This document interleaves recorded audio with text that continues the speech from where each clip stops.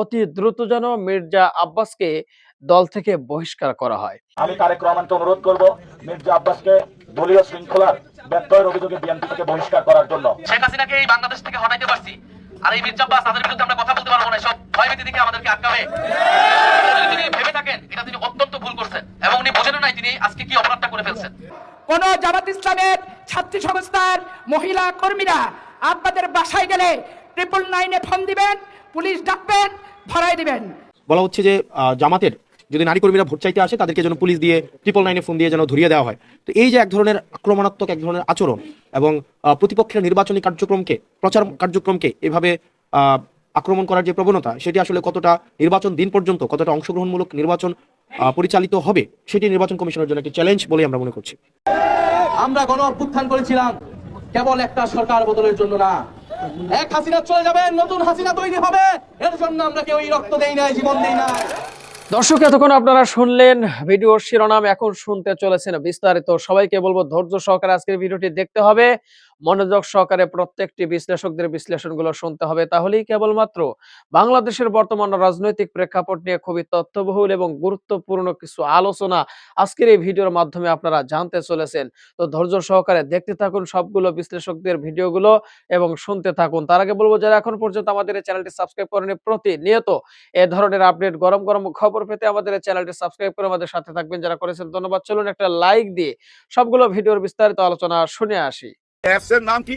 পাহারাদার। হ্যাঁ, পাহারাদার সে অ্যাপস এর নাম। সে অ্যাপস এর কাজ কি? ধরেন আপনি কোনো একটা মহল্লার একটা গলিতে আপনি একটা দোকান দিয়েছেন, ওই দোকানে এসে যদি কেউ চাঁদাবাজি করে আপনার কিছু বলার দরকার নাই। ঠিক আপনি ওই টাইমটা উল্লেখ কইরা আর ওই যে চাঁদাবাজি করতে কারা কারা আসছিল ওই নামটাও আপনি বলতে পারেন। নাম না বললেও কোনো অসুবিধা নাই, খালি লিখবেন আমার এখানে এই যে 4:45 একজনে 500 টাকা নিয়ে গেছে, শুধু এইটুকু আপনি লিখবেন। 1 ঘন্টার মধ্যে প্রশাসন এখানে চলে আসবে, 1 ঘন্টার মধ্যে হাজির পাবেন আপনি। ওই ব্যবস্থা করছে। আপনার মহল্লায় কেউ ইভটিজিং করতেছে, কোনো মেয়েকে ডিস্টার্ব করতেছে রাস্তাঘাটে, কোনো মা বোনকে পথ চলতে বাধা দিতেছে, শুধু আপনার মোবাইল দিয়ে আপনি খালি নক করবেন, আপনার নাম গোপন করা হবে, 1 ঘন্টার মধ্যে আপনি পাবেন। হ্যাঁ, 1 ঘন্টার মধ্যে প্রতিকার পাবেন। ঠিক এভাবে প্রত্যেকটা জায়গায় যেখানে যেখানে অরাজকতা, যেখানে যেখানে চাঁদাবাজি, টেন্ডারবাজি, কোনো নারীকে অপমান, যে কোনো অপকর্ম, শুধু আপনি ওই পাহারাদারের মধ্যে টোকাটা দিবেন। টোকা দিলেই আপনি প্রশাসনের হেল্প পাইতেছেন। আমি তো 1 ঘন্টা বলছি, এমনও হইতে পারে 15 মিনিটের মধ্যে চলে আসতে পারে, কারণ ওনারা সবসময় টহলের মধ্যে থাকবে। এই অ্যাপসের সাথে যারা জড়িত ওনারা টহলের মধ্যে থাকবে। সারা বাংলাদেশে এরকম ব্যবস্থা করছে। আরেকটা অ্যাপ কি করছে জানেন? আমার টাকা আমার হিসাব। এটা আরো কঠিন ব্যাপার। দেখেন একটা দেশ চলে কিভাবে। আমাদের প্রবাসী ভাই বোনেরা এভিডেন্স পাঠায়, আবার এই যে আমাদের গার্মেন্টসের ভাই বোনেরা কাজ করে, এই দুইটা সেক্টর থেকে প্রচুর পরিমাণ টাকা আসে। এরপরে কিভাবে আসে? এই যে সেবামূলক যে প্রতিষ্ঠানগুলো আছে, এই যে ঢাকা মেডিকেল কলেজ, এরকম শত শত প্রতিষ্ঠান আছে সরকারের, ওইখান থেকে আসে। এরপরে কই থেকে আসে? এই যে আমরা ট্যাক্স দেই, এই ট্যাক্সের টাকা থেকে আসে। একজন রাস্তার যে ভিখারি, সেও ট্যাক্স দেয়। সে কখনো না কখনো চাইল ডাল তো কিনে, ভাই আধা কেজি হইলো তো কিনে, ওইটার মধ্যে ট্যাক্স দেওয়া হয়ে যায় এই ট্যাক্সের টাকা দিয়ে। আর টাকা শর্ট পড়লে বিদেশ থেকে টাকা নিয়ে আসে সরকার, ঋণ নিয়ে আসে, ওই ঋণ আইনা দেশটা চালায়। কিন্তু এই টাকা পয়সা আসার পর আমরা কি আর জানি এই টাকা পয়সা কে পাচ্ছে কে পাচ্ছে না? কোনো হিসাব নিকাশ আমরা জানি না। হিসাব নিকাশ কারা জানে? ওই যে আমরা যাদেরকে ভোট দিয়া 300 জনকে যে সংসদে পাঠাইছি না, ওরা জানে এই টাকা পয়সা কই থেকে কত টাকা আসছে, কত টাকা কে পাইতেছে। আমরা জানি না, কিন্তু আমাদেরকে জানাইতে হবে। প্রতিদিনের হিসাব আমাদেরকে জানাইতে হবে। তার জন্য বাইর করছে আমার টাকা আমার হিসাব, একটা এস চালু করছে জামাতে ইসলাম। জামাতে ইসলাম মানে এখন ধরে নেন 10 দল বা 11 দল, আরো আসবে অনেক দল, আমরা এখন 10 দলই ধরতে পারি। এই 10 দল মিলে একটা এস চালু করছে, আমার টাকা আমার হিসাব। আপনাকে হিসাব দিতে বাউন এই সরকার, এই রাষ্ট্র। আপনি হিসাব চাইবেন, শুধু হিসাব চাইবেন না, আপনি অভিযোগও করতে পারবেন। হ্যাঁ, আপনি অভিযোগও করতে পারবেন এবং সেটার জবাব আপনাকে দিতে সরকার বাধ্য। এই যে আমাদের যে থানাগুলো আছে এবং জেলাগুলো আছে, একটা জেলার মধ্যে অনেকগুলো থানা থাকে। সমস্ত থানার জন্য, সমস্ত গ্রামের জন্য ভাই সরকার তো বরাদ্দ দেয়। ওই বরাদ্দ দেয় ওই এমপির মাধ্যমে, আর ওই এমপি চেয়ারম্যান মেম্বার। এরপর আর কেউ জানে না। 100 বস্তা গম আসলে ওর মধ্যে 50 বস্তা গায়েব হয়ে যায়। সেইটা আর হইতে পারবে না। কারণ কি জানেন? ওই যে 100 বস্তা পাঠাইতেছি, ওই অ্যাপসের মধ্যে আপনি জানতে পারবেন। মনে করেন আমার এই গ্রামটার নাম বসন্তপুর, আমার বসন্তপুরের জন্য 100 বস্তা চাইল পাঠাইছে, ওই যে আমি দেখতে পাচ্ছি। ওই 100 বস্তা চাইল পৌঁছাইছে, এটা আমি দেখতে পাবো। এবং 100 বস্তা চাইল কাকে কাকে দেওয়া হইলো ওই অ্যাপসের থেকে আপনি জানতে পারবেন। কি সিস্টেম দেখছেন? এই আইডিয়াটা লাগবে একজন নেতার। একজন নেতা কি বলতেছে সেটা কিন্তু বড় ব্যাপার না। বড় ব্যাপার কি জানেন, নেতার সামনে যারা বৈশা রয়েছে তারা নেতাকে কি চোখে দেখতেছে, কি চোখে নেতাকে দেখতেছে, কিভাবে নেতাকে নিতেছে, কতটা শ্রদ্ধা ভক্তি ওই নেতার প্রতি, এটা হলো মেইন। কারণ কি জানেন, ওই নেতা যা কিছু বলবে তাই কি বিশ্বাস করবে সে? ওই নেতা যা কিছু বলবে তা বিশ্বাস করবে না তো, যদি ভক্তি শ্রদ্ধা না থাকে। আর ওই ভক্তি শ্রদ্ধার জন্য, আর ওই ভক্তি শ্রদ্ধা আদায় করার জন্য ভাই আপনি সততার পথে চলতে হবে, সৎ হইতে হবে। আপনার অতীত তো মানুষ ভুলে নাই। মনে করেন আমি একজন নেতা, আমি যদি যতই চাপাবাজি করি, আমার একটা অতীত আছে না, আমার অতীত ঘাটলিতে পাবেন। আমি সিনেমায় ছিলাম, কার লগে প্রেম করছি না করছি, সমস্ত কাহিনী আপনি এখনো ভাই এই সোশ্যাল মিডিয়ায় ঘুরে বেড়াইতেছে, সবই তো আছে। আমি কি আমার অতীত মুছতে পারুম না? এখন যদি আমি আইসা আপনাকে বুদ্ধি দেই, এ ভাই মেয়েদের দিকে তাকাইবেন না, এটা কিন্তু খারাপ কাজ, আপনি তো মনে মনে আমার গালি দিবেন, বেটা সারা জীবন বুলুচ্ছামি করে আমার বুড়া বয়সে সাধু সাচ্ছ, এটা বলবেন না? নিশ্চয়ই বলবেন। তার মানে কি জানেন, নেতা যেটা বলতেছে ওইটা গুরুত্ব না, যারা সামনে বসে রয়েছে তারা কিভাবে নেতাকে নিচ্ছে সেটা হলো সবচেয়ে বড় গুরুত্ব। আর ওইটা অর্জন করতে হয় নেতাকে, যে আমি যা বলুন জনগণ তা বিশ্বাস করবে। কিন্তু জনগণকে কি বিশ্বাস করাইতে পারতেছে? আমার তো মনে হয় না বিশ্বাস করাইতে পারতেছে না। ওনারা যত কিছু সামনে নিয়ে আসতেছে, ওনাদের যে পরিকল্পনাগুলা যা কিছু বলতেছে, ওনাদের আই হ্যাভ এ প্ল্যানের মধ্যে সবচেয়ে বড় প্ল্যানটা কি, এটা এর মধ্যে আমরা ক্লিয়ার হয়ে গেছি। সেটা হলো গিয়া ফ্যামিলি কার্ড, কৃষক কার্ড, এইগুলা কিন্তু সবচেয়ে মেইন। কারণ কি, যে মঞ্চেই যাচ্ছেন উনি ওই মঞ্চে থেকে একই কথা বলতেছে। আমি একটু আগে দেখলাম ঢাকার কোনো একটা জায়গায় ছাত্র দলের এক নেতা ফ্যামিলি কার্ড নিয়ে গেছে, আর ওই ভদ্রমহিলা, ওইখানে একজন না অনেক ভদ্রমহিলা দাঁড়ানো ছিল, ওনারা মুখের উপরে না করে দিছে, মুখের উপরে বলতেছে যে শেখ হাসিনা এরকম আমাদের কার্ড দিয়ে গেছিল, এগুলো আমরা বুঝি, এগুলো ভোটের জন্য আপনারা করেন। মাইনাই নিতেছিল না। ওনাদের নেতার নাম মুখে নিয়ে কঠিন সমালোচনা করতেছিল, কারণ মানুষের মধ্যে ওই বিশ্বাসটা এখনো আসে নাই, আনতে পারে নাই। কেন আনতে পারে নাই জানেন? উনি যে প্ল্যানটা করছে এটা কিন্তু খুবই সুন্দর, কিন্তু এটা বাস্তবায়ন করার জন্য তো কর্মী লাগবে। এটা তো আপনি পুলিশ দিয়ে, র্যাব দিয়ে বাস্তবায়ন করবেন না, এটা আপনার নিজের কর্মী দিয়ে করতে হবে। কিন্তু ওনাদের যে কর্মী, ওই কর্মীদেরকে আমরা গত 1.5 বছর কি দেখছি, তাই না? এগুলো নিয়ে আর মুখে আলোচনা করতে চাই না। ওই কর্মীদের উপর কারো বিশ্বাস নাই। ওই কর্মীরা দেখা গেল যে কার্ড দিতে গিয়া ওইখানে ব্যবসা বাণিজ্য করতে পারে, অলরেডি এরকম ভিডিও সামনে চলে আসছে। তার মানে কি জানেন, উনি একা কিছু করতে পারবে না। উনার যত ভালো নিয়তই থাকুক না কেন, এই নিয়ত বাস্তবায়ন করার জন্য একই টাইপের নিয়তের মানুষ লাগবে, তো একই টাইপের মানুষ লাগবে। উনি যে উচ্চতায় আছে ওই উচ্চতার মানুষ তো লাগবে, কিন্তু সেটা কি আছে? নাই, সেটা নাই। অলরেডি এটা প্রমাণিত সত্য। দেখেন ভাই ব্রাদার, জোরজার মুল্লুক তার এরকম কিছু না, এরকম কিছু ভাবলে আমার মনে হয় ভুল করবেন। আর এই ভুলটা সবচেয়ে আগে প্রমাণ হবে কোথায় জানেন? ঢাকা 8 আসনে, এই পাটোয়ারি যেখানে দাঁড়াইছে ওই আসনে। কারণ পাটোয়ারি কিন্তু খেইবা গেছে। আর পাটোয়ারিকে আপনারা কি ভাবেন, উনি একা? না, উনি একা না। ওনার দায়িত্ব নিছে জামাতে ইসলাম, ওনার দায়িত্ব নিছে 10 দল, ওনার দায়িত্ব নিছে ছাত্র শিবির। এখানে সাদিক কাইয়ুম দাঁড়াবার কথা ছিল না, এমন কথা উঠে নাই। শহীদ হাদির শাহাদাতের পর এরকম কথা তো উঠছিল। তারপরে কে আসলো? শহীদ হাদির বদলে আসছে নাসিরউদ্দিন পাটোয়ারি। এইটুক মনে রাখলেই হবে, খুব সহজ অঙ্ক মনে করেন না। এই পচা ডিম, পচা পানি, রাস্তাঘাটে বেজ্জুতি কইরা খামাখা নিজেদেরকে আর ছোট করেন না। আপনাদের রাজনীতির কথা আপনারা বলেন, হ্যাঁ আপনারা বলতে পারেন ওই তো আগে আঙ্গুলি করে, ওই তো খালি চাঁদাবাজ কয়। আরে ভাই চাঁদাবাজ তো কয় চাঁদাবাজদের, ওইটা আপনি গায়ে মাখেন কেন? ওইটা উত্তর দিলেই তো মনে হয় আপনি চাঁদাবাজ, এটা মনে হয় না ওটা উত্তর দিবেন কেন? আমার মনে হয় চাঁদাবাজ বলার অধিকার সবাই আছে। আর গতকালকে ভিডিওতে আমি বলছি না, চাঁদাবাজ কথাটা এমন জায়গায় চলে গেছে, এটা নিয়ে ভাই মারার হয়ে যেতে পারে, ওই সাথে দেখবেন হ্যাঁ খুনাখুনি হয়ে যেতে পারে এই চাঁদাবাজ কথা কইয়া। হয়তো কেউ বইলা ভালো চাঁদাবাজ, দেখা গেল ওই লোকটা ওইখানে শেষ। এরকম ঘটনাও ঘটতে পারে, অসম্ভব কিছু না। কারণ কি জানেন, এই চাঁদাবাজ কথাটা এখন হাতিয়ার। যেভাবে রাজাকারটাকে হাতিয়ার হিসাবে ব্যবহার করতে চাইছিল না, ঠিক কাউন্টার হাতিয়ার। ওই যে মিসাইল মারলে নাকি আবার এন্টি মিসাইল মারে, ঠিক ওরকম ব্যাপার। ওই কাউন্টার হাতিয়ার এখন চাঁদাবাজ, যার জন্য চারিদিকে চাঁদাবাজ কথাটা ছড়ায় যাইতেছে। আরো সামনে ছড়াবে, শুধু ছড়াবে না ভাই, গত 1.5 বছরের অনেক ইতিহাস সামনে চলে আসবে। আমরা এই মোবাইলেই দেখতে পাবো, এই মোবাইলে দেখাই কিন্তু আমরা সিদ্ধান্ত নিতে পারবো কাকে ভোট দিব, কাকে ভোট দিব না। দেখেন ভাই ব্রাদার, এই যে নির্বাচন চলে আসছে আর মাত্র 15-16 দিন, এখনো কিন্তু আমরা একটি দলের মুখ থেকে শুনতেই পাইলাম না হ্যাঁ ভোট না ভোট। হ্যাঁ, ওনাদের এই যে মাঠ পর্যায়ে সবাই মুখে শুনছি না, আবার বলে হ্যাঁ, একবার বলে না, একবার বলে হ্যাঁ। এই যে মেজর হাফিজ সাহেব, উনি কিন্তু একবার এসে বলছিল আমরা না ভোট দিব, আমরা হ্যাঁ ভোট কেন দিতে যাব। আবার এসে বলছে না আমরা হ্যাঁ দিতে এখন বাধ্য, যেহেতু আমরা ওইখানে সিগনেচার করছি।